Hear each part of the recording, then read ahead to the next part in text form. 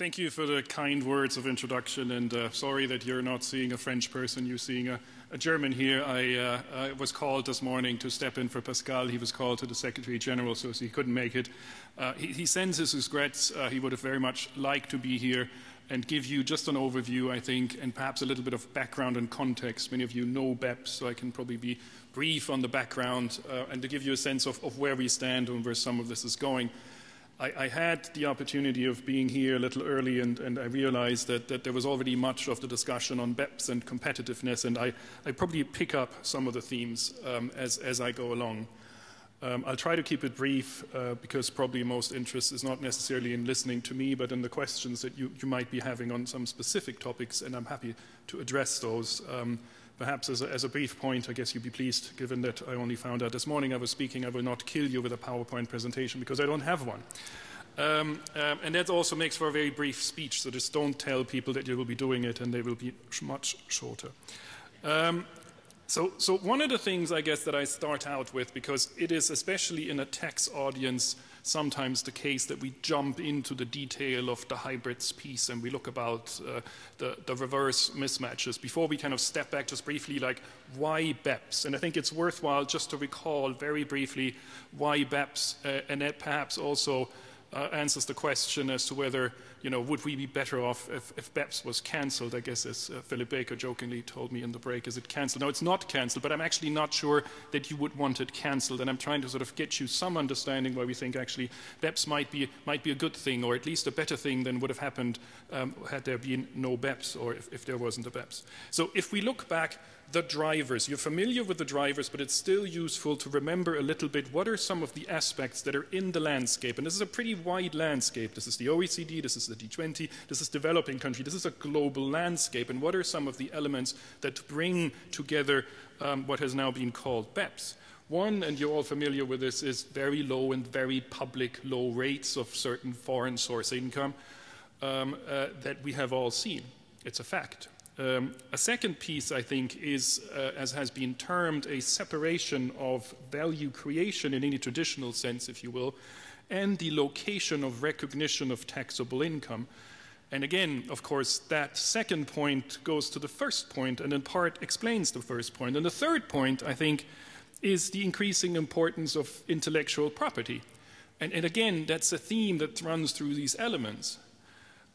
You see then that some of the design features that underpin the international tax architecture, going back to the League of Nations, to the 20s, may be using concepts that clearly, while learned people developed those in the 20s, may not accurately reflect business realities today. And so it is time to think whether they're up for purpose and fit for purpose, and whether some of those maybe create these imbalances and these aspects of low rates and separation of value creation from taxable recognition of profits.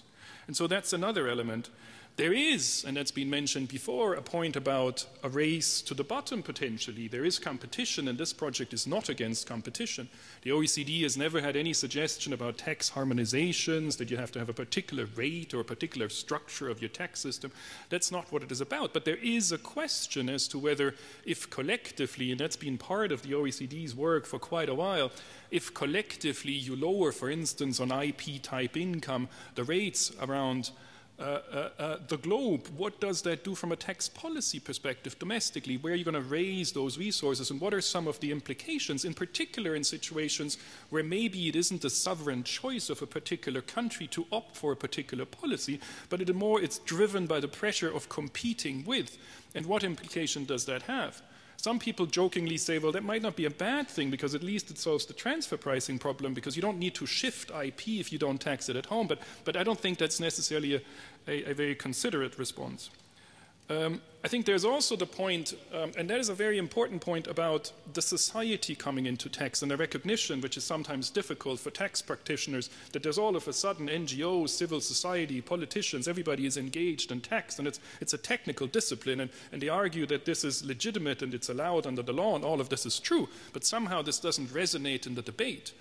And whenever I speak, for instance, also in the European Parliament and others, there is a real sense amongst many that there is an element of fairness, that there is an element of trust, that there's an element of we're all paying, we're in this together.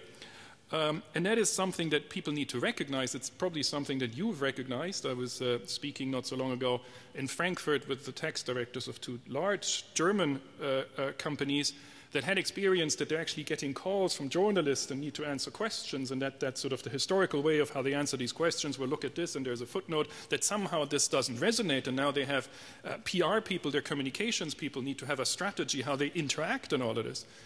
I also, I guess more on a humorous side, remember that the tax director of a large UK multinational told us once that while he always wanted his family to be interested in what he did and they never were, all of a sudden now his son was and said, it's terrible what you do, you're in tax planning, it's terrible, Dad. And that's also not the sort of reaction we would want, but it just gives you a sense that this is a much bigger issue that's out there here rather than a purely technical discussion that we can confine to those. And it will not resonate in the public debate if we try to condense it down to tax technicalities without losing sight that ultimately we have to get it right. And if you have these elements and you put those together with the difficult budgetary situation that many of our member countries, and not just the OECD members, but that some of the G20 more widely find themselves, you're faced with a situation of substantial uncertainty in the international tax architecture. And it's no surprise that this is also coupled with the fact of the rise of the BRICS, if you wish, and some of their ideas that are maybe not very traditional in areas such as transfer pricing treaties. So if you put that picture all together and you have that backdrop, we could have put our head in the sand and done nothing, but it is a situation where I guess the sense at the OECD at the time and at the G20, and also let's not forget, initially launched by also the finance ministers of the UK, France, and Germany in a letter together in the very initial phases, a sense that why don't we put these issues on the table, and why don't we make a big table that is the OECD countries and the G20 countries, so you get about 90–95% of global GDP around the table, and then let's look at these issues.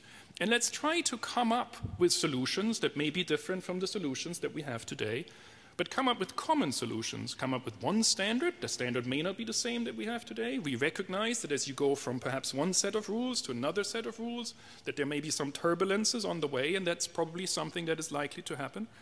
But that we take the issue of double non-taxation, which is really the heart of BEPS, as seriously as the avoidance of double taxation, which is something that we continue to do. When we talk about BEPS, one tends to forget that the OECD has always been and will always be about the avoidance of double taxation. It is just now with BEPS, we're also looking very, very seriously in the incidence of double non-taxation. And so in some sense, what's the vision of BEPS here? The vision of BEPS here is rather than having a process of do-it-yourself, and if you look at what countries are doing, there's many areas of do-it-yourself, and I don't think it's in interest of the city, business, or anybody really to go to a fragmented approach where the issues that you find unfair, unjustified in the global international tax system, you just fix individually.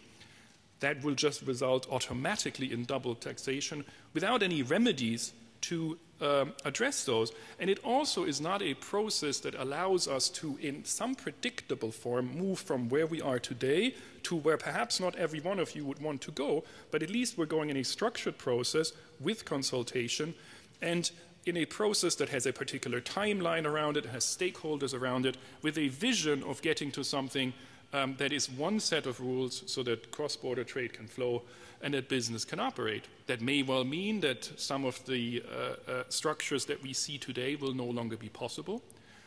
But it would also mean that we have something that hopefully would restore confidence in the overall system and benefit, I guess, as some of my previous speakers have said, help society to have trust in the rules and the tax system more globally. And I think that's a very important good.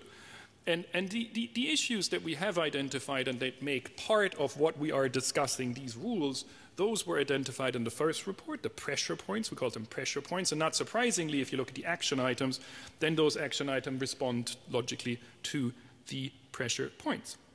Importantly also, before I get into some discussion on where we're at, it would have been easy to make BEPS into a project that's business bashing, and there's many voices out there that says bad business. We have not said that. We are one voice. We're probably an important voice. But this voice has not said business is bad and this is all bad business. We have also, that is equally important, not said that is just the fault of the following 3 countries.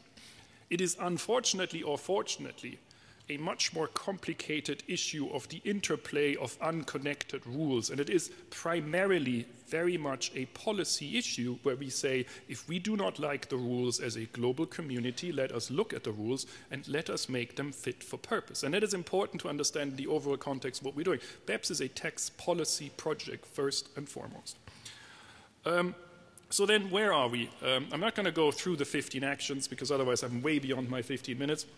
But I think it's important to recall that there is 3 themes here, and some of the previous speakers have already alluded to the themes. So what are the themes? The theme is 1, coherence, 2, substance, and 3, transparency, and importantly, certainty as part of transparency.